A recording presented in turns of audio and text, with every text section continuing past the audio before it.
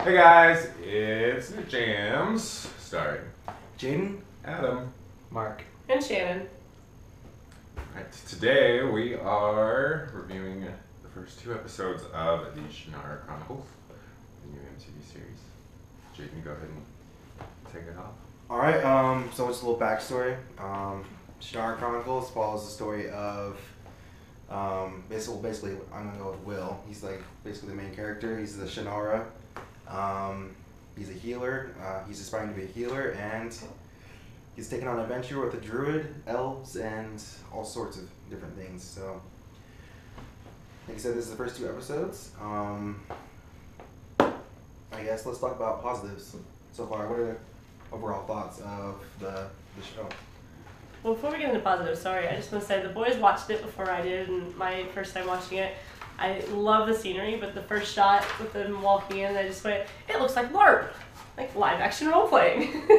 But the people are probably, a little bit prettier than real life, because it is an MTV show. You first walk in on elves, so... Out in the woods with swords. Of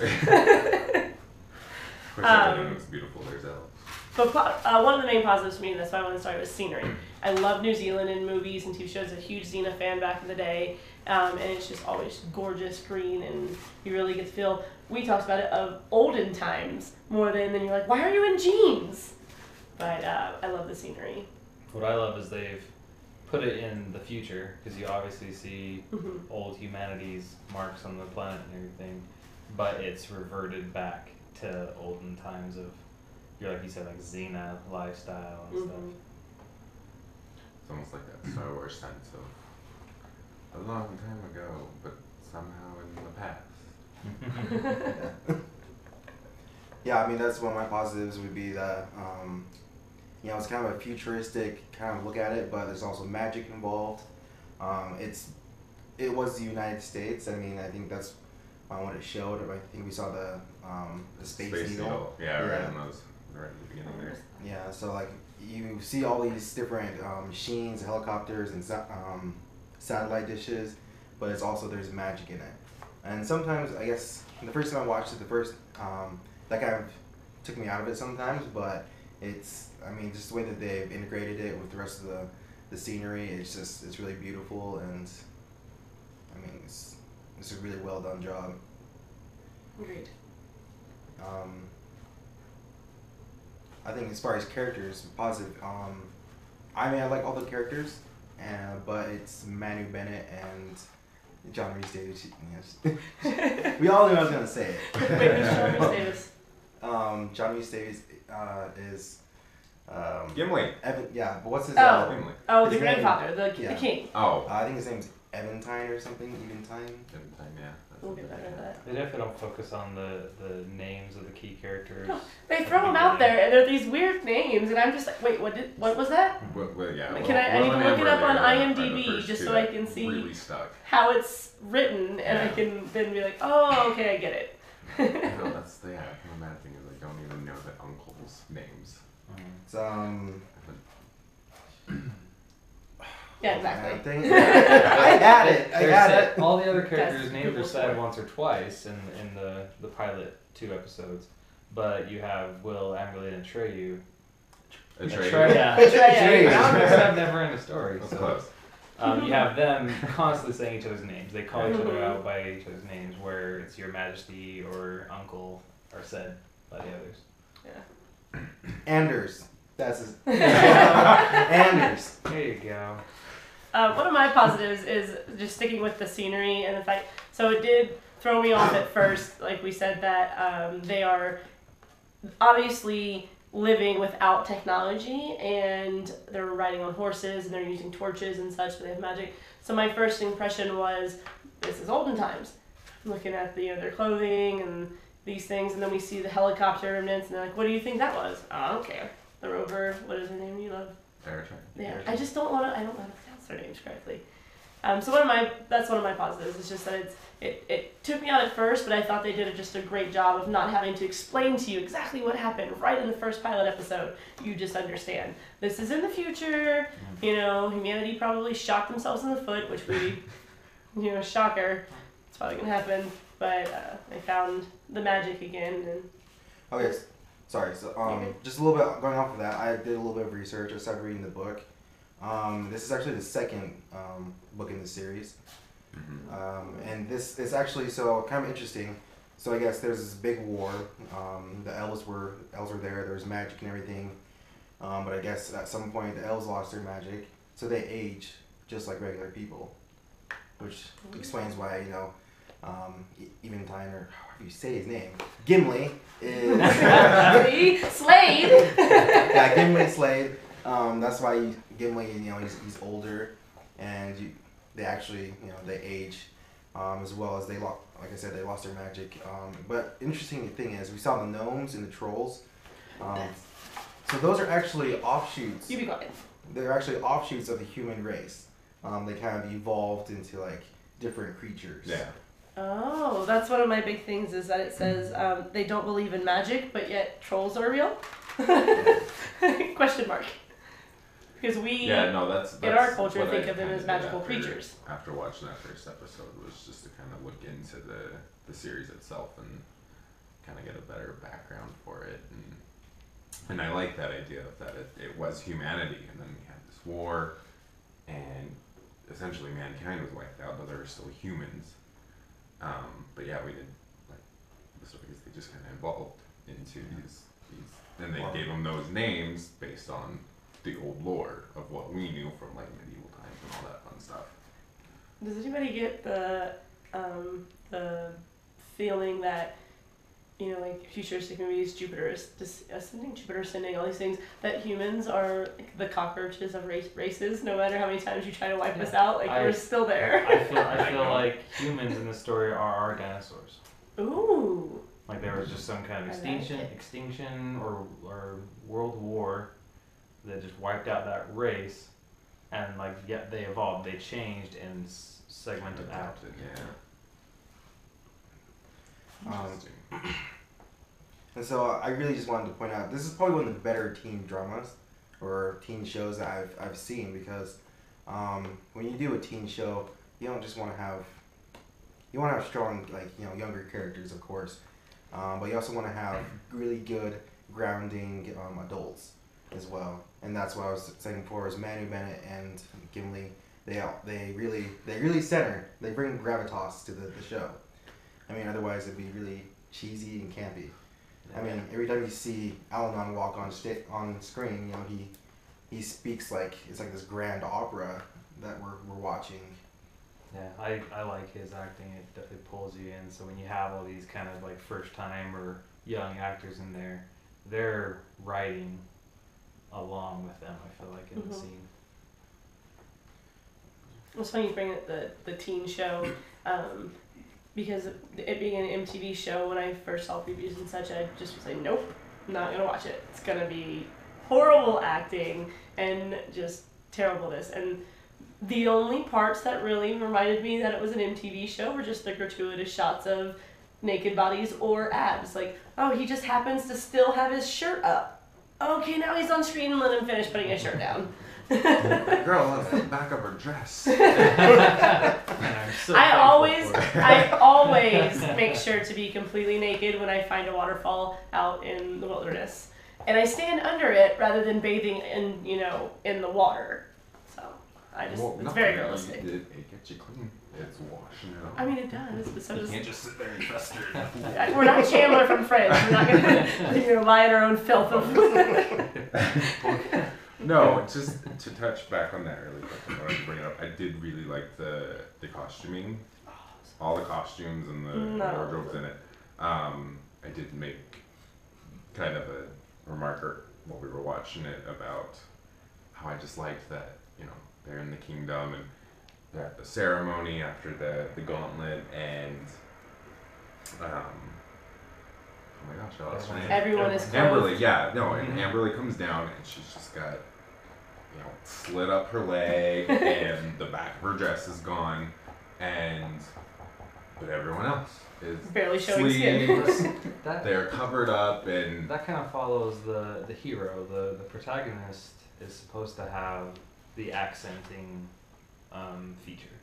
So like you think about other shows when they have like a ball, or there's the vampire in the room, or there's the hero in the room, they have the brightest color, the most different outfit. So maybe that was just supposed to be like, hey, we focus so much time on her costuming more than anybody else's, and she's the one you want to be staring at, not everyone else's good costuming. Focus on her leg. It's all personal preference because I mean I could stand to see a little more skin from what's her name? Eritrea.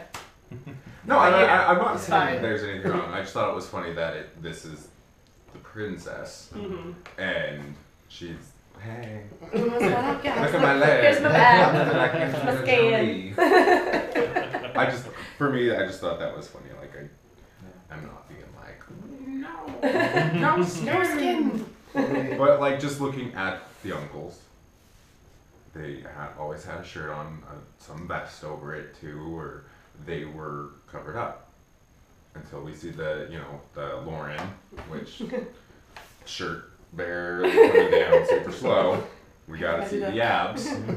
What abs? So and no, right? Yeah, no, it kind of wasn't there, but.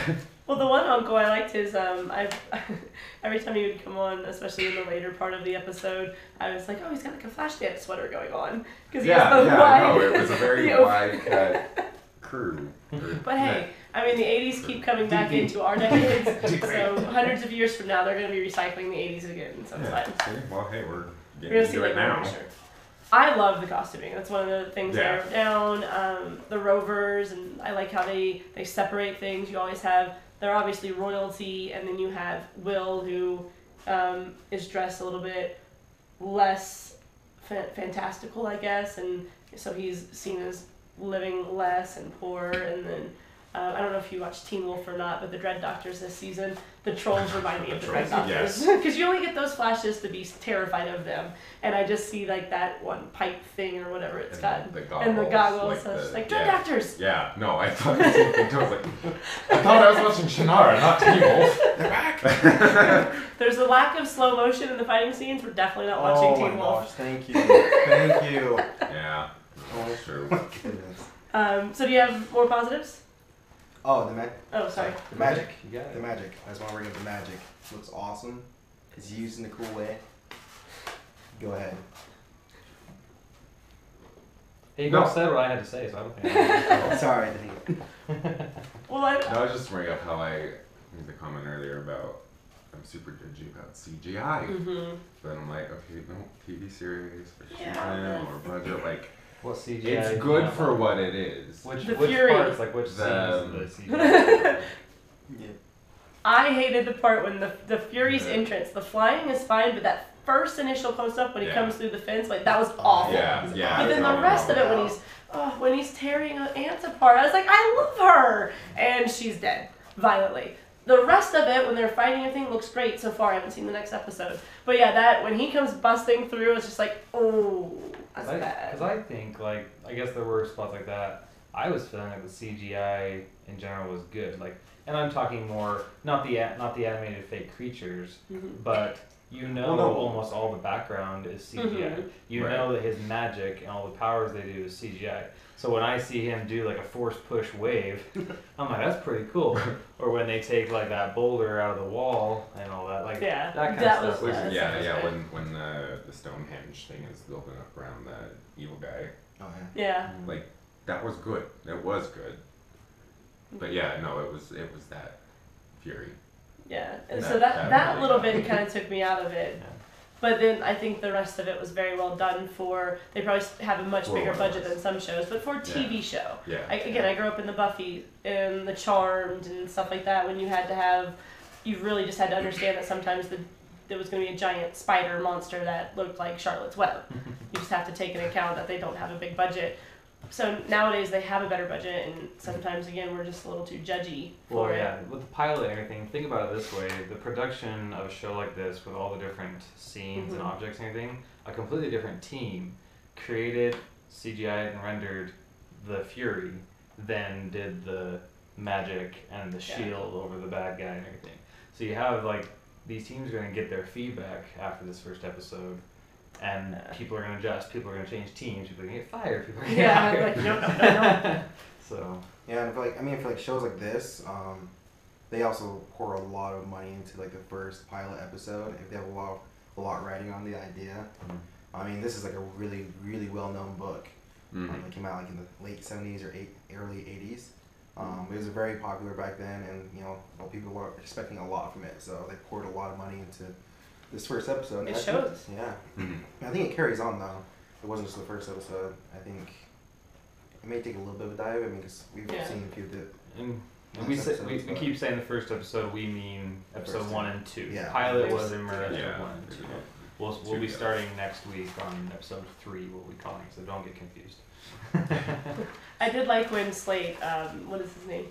Alanon. So he's played Slade on Arrow, and that's how I know him, and I called him that. But when he's first walking into the Royals, to that room, and he does his force wave, all you see is the back shot, which I thought was a beautiful shot. But you see his hood and his little spiky arm guards or whatnot, and my first thought was Sub-Zero. And right before I voiced it, this what looks like a cold wave comes shooting out of his hand, and I was just geeking out over my little terrible typewriter skills at Mortal Kombat back in the day.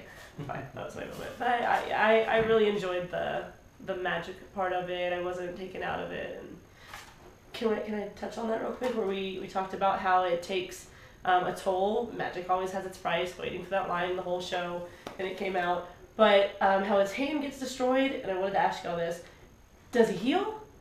Because I know in the end he said he had to take the druid sleep because he was so degenerated that he couldn't give it. So think about it in this form. He had to take the druid sleep because he was so damaged. Right. So it was kind of like a hibernation in magic form. The way I understand it, and from what I've gotten from the book, is like it takes a toll and it takes time. Oh. It's an accelerated healing, or it's his magic is used to healing instead of like our natural blood cells doing their thing. That's what I figured, since he's 350 years old or however Will keeps trying to get his age from him, and he's being a woman about it. But that's what I just liked is it's kind of like magic comes with a price, or it's part of you that you're kind of exerting. It's energy. So when he used that magic, he was weak. If the main bad guy hadn't come in right after he had used all that magic, it wouldn't have been such probably a one-sided thing. Yes, he told the story about how he was the best druid of his time gone bad. Right.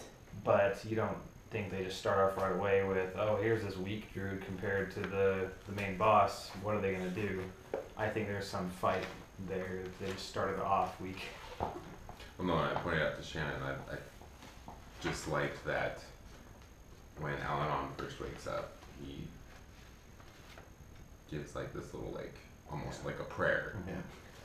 And then the minute you see the bad guy wake up, he gives the same prayer out. Yeah. I was like, that's kind of fun. Like, I liked that. It was well, that's a parallel into real life, that we all have the same roads we can take, but it's whether you take the dark path or the good path or the evil. There's that. Touching on that, you've already made a Star Wars reference. When he says, "May the magic ... The first thing I thought was like, please say be with me. Please say be with me. And I'm not even a Star Wars geek. Alright, so do we kind of want to just go into, we're getting a little bit low on time, but I think 10 minutes. Alright, do you want to just touch a little bit on the negatives? Yeah, let's just do left to right. You do yours. Okay. One of my negatives is really the only two are Jaden and I were arguing about some actors' abilities, and maybe as the episode went on, I felt like Eritrea definitely got stronger. I think some of the writing, some of the dialogue is just a little too predictable and a little too teen. For what, I haven't read the books, but for the story, it didn't take me out of the story, but some of the writing I'm just like, oh no, that was coming, or this, that. So maybe it wasn't her abilities, because she definitely got stronger, and the guys got stronger for me as well. So I think just the writing itself, and again, it's a pilot, the dialogue is a little too clunky, a little too predictable. And then the one thing that I hated was the scene between Eritrea and Will in the bathtub. But here's why. So their chemistry at first, when he leans forward, I was feeling it. but the very first shot that you can tell is a new shot and edited, they pulled away. So they go from being right here and it's kind of heated, kind of charged. They're not supposed to be out of that, and the shot pulls away and they're like this from each other. Still supposed to have the same energy, shot comes in again, here they are again. Every time that shot changed, their position changed. And I know editing is not huge because they say, you know, the beginning point and the end point don't matter as long as the story can stay the same. But when it pulls you away from it, that to me, so some of the filming moments weren't there. They're trying to show, oh my gosh, I just lost her name. The one I said reminds me of Rey from Star Wars, the princess. Amberly. I have friends named Amberly. I should remember that. When she has the knife to Will's throat and the knife to Eritrea's throat, same thing. Like really intense when they're first on there, but the minute they have a cut or they pull away to a different angle and come back, I felt like that outer angle, they were just like, oh, I'm not on camera. Or they can't see my full body language. So to me, just some of the direction or the filming kind of pulled me out of it in intense scenes. But those are really my only two negatives, surprisingly. So one of mine is actually it's kind of a good thing, but the female character is written so strongly, and that's awesome. But one of the things that you want to do with that is you want to make sure when you write a strong female character, it's kind of like Rey with Star Wars. You brought her up. Is that could have easily been a male character. It's a strong character, strongly written, but just so happens that she's female. This is kind of, you'll see it in later episodes, we can talk about it a little bit more, but you see that the men are just written so dumb. Will is just like the whole bathtub scene is like, really dude? Really? Yeah. I know you're like out from the country or whatever, but... You know about Rovers, like why did you all of a sudden just randomly trust this girl? Yeah. Pretty.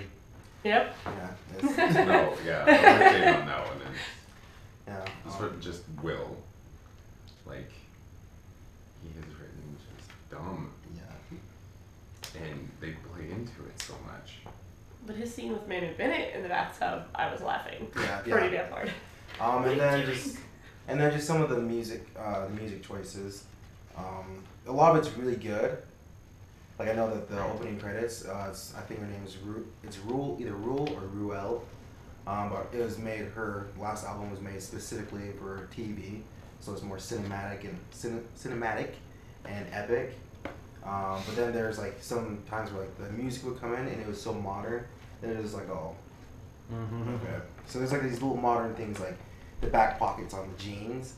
It's like all of a sudden you see these back pockets and it's like, it just like brings me out of the show. But those are my only gripes.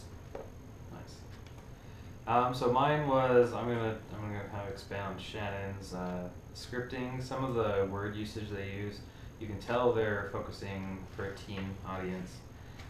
And I kind of have to remind myself that this is ahead. Like normally when you see this era of characters and this scene, it's before Civilized Man. This is after. So when like Atreya is telling her about, you think you got drama, I'm like, that like was just nails on chalkboard. It was so out of place compared to all the other way they talk and everything.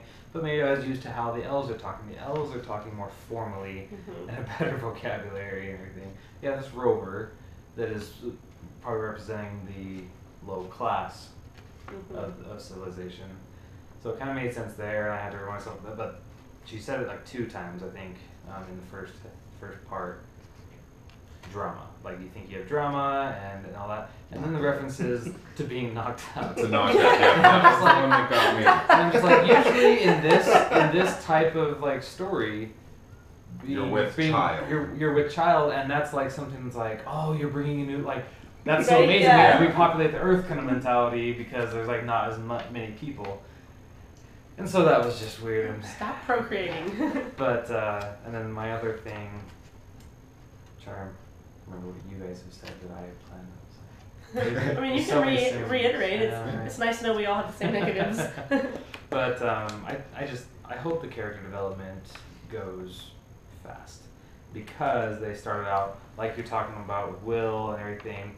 I hope he kind of grasps and adapts to this new lifestyle he's been forced into, gets magic, uses everything he has in his bloodline, and how they talk about that in this season. I don't want it to be just one of those dragons where he's just this like little pathetic, like, oh, I have all this hidden potential, but it's not there. And then like the season finale is like, oh, I'm just as powerful as a druid. No, I want there to be fast development in there with Amberly as well. Atreya, I kind of see the development already happening. She's kind of going faster from being just a ruthless rover to having a good conscience and wanting to just get out of the rovers and truly liking Will, and you see their chemistry and everything. This we're just gonna touch on everything each one of you said. First, Jaden. I did notice the music first at 2 that I thought it was just kind of too modern. Yeah. But then jumping back in after reading up on the music, knowing that it took place at a later time, I thought having the kind of modern music kind of fit with knowing it's post-civilized mankind. It certainly helps. You know. Yeah, it definitely does help because the first time I watched it, it was definitely out of place at first. I mean, I liked a lot of it. I was like, oh, I like this. I don't know if this works for the show, but I like this song. And then, I forgot what you had said. I said writing and the character development. I really hope with Will too. Like, I am so hopeful because watching this again, just like how it's irritating me how he keeps kind of like, my father was a drunk and he was horrible and blah blah blah blah blah. And his mom, right before she died, your father was a good man. Your father was a good man. He, believe in that. And he's still like, and she had told him, you need to go meet the druid. Guess what? You just met the druid. Right. Your mom knew what she was talking about. Why do you have such hard, daddy issues? Yes, no, exactly. Get over it. And so that's my biggest thing. It's like, and why is everyone so hell-bent on not believing magic is real and that this stuff is actually happening? All your chosen just got slaughtered in your palace. Why are you having such a hard time grasping this concept? The uncle. Yeah, that's the biggest thing is the eldest uncle is just so, his father is telling him, hey, I know this 350-year-old man. I lived with him, grew up with him and everything. Probably slept with him. And just taking that from the king, he's just sitting there demeaning his father and not trusting anybody. I'm like, don't be that guy that's going to die before he realizes magic really exists. I'm calling it. It exists. You were right.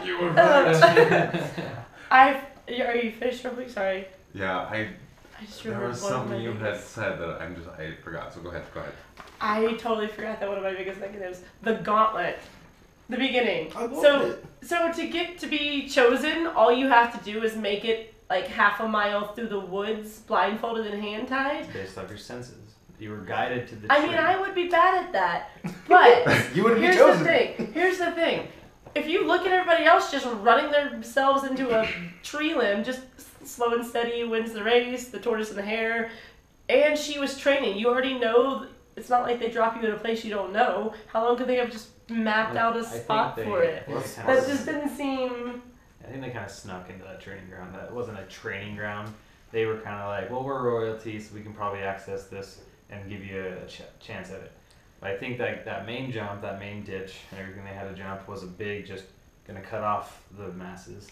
And then you had at the end where it was kind of like a fight for your life thing, where you had them attacking each other and everything. So I guess that was lost on me. And I think it also was that you want to show them that I don't think it was actually off limits to practice because you want to show them I'm planning ahead, I'm thinking. You show them that you can do that, and it's.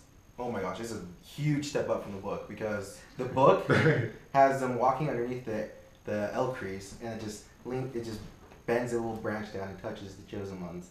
So I'm glad we didn't see that. Oh yeah, It definitely. does feel like the tree is choosing them because I feel like it's like guiding their senses and like pulling them towards it. Well, I mean, it was guiding her because she has sight. But yeah, I don't know. It was just lost on me, that part, because it really just felt, okay, the big ditch. It's like, okay, so if you've got 20 people running and 11 of them fall in the ditch, 9 of them are still probably going to run into something, get your butt out of the ditch and keep running. If you really want to win, you know, the athlete, and you're going to keep getting, unless you knock yourself out cold like that one guy. Yeah. So it was just a little lost on me, I guess. That was my it was selling. A cool shot. Yeah, that was my selling point for the show, though. Just real quick, was just seeing. I was like, okay, this is a team thing, and I was just like, okay, just watching it. And then when I saw them elves, you know, these, you know, usually gentle creatures, you know, they're always awesome and epic, but they're beating the crap out of each other, like, and you see them like breaking their noses, and some kid getting his shoulder dislocated, and it's just like, holy crap, I'm in. No, I know that first line of blood after I down into that branch. I was like, oh, okay. Or when she rolls the troll over and it's like, yeah, no, that one really caught me off guard. So anyway, that's kind of our review. I think everyone got what they had to say about it. We're definitely gonna continue watching Shannara Chronicles. I just wanted to make a prediction, even though you kind of probably told me my prediction's wrong. I'm the only one who hasn't seen the next episode, where Will is protecting Amberly at the end, and Slade keeps telling him that he has to find, you know, he'll come into his magic and stuff. My prediction was that his magic is going to save them, but you said you hope it's not a slow burn, and his magic, he figures it out, so maybe my prediction's wrong. My opinions are strictly off of these episodes. I kept everything. Okay. In Alright. Okay. So there you go. Sorry, I just wanted to... Can we have a fun prediction week every time? That's the plan. We'll watch ahead. Once we Shannon. get caught. No! No, because you've But seen... Shannon, what do you I've think's gonna texted happen? you several of my predictions depending on shows. You as well, and I'm usually very, very bad. I think it's already happened. So. Yeah. So anyway, thank you for watching. We'll be seeing you next week for episode 3 of Shannara Chronicles. Once again, we are Nerd We Jams. are. Jaden, Adam, Shannon, and Mark. You can find us on Twitter and Instagram or whatever we're using at the bottom on the links. So. And you can also follow Nerd Jams on the social media outlet as well. We have many different fandoms between the 4 of us if you want to talk about other things and all that good All of stuff. us. All our links are in the bio underneath the video. Go ahead and subscribe. Yeah, give us a thumbs up if you liked it. Thumbs down if you didn't, if you want. Nah. I mean, you can tell me you hate me. I'm Yeah, just gonna right? kind of be No, like, just- all right. There's the You tell me you comment love section for a me, reason. then we can have a conversation. All right. Thank you, everyone. Thanks, guys. Thanks, guys.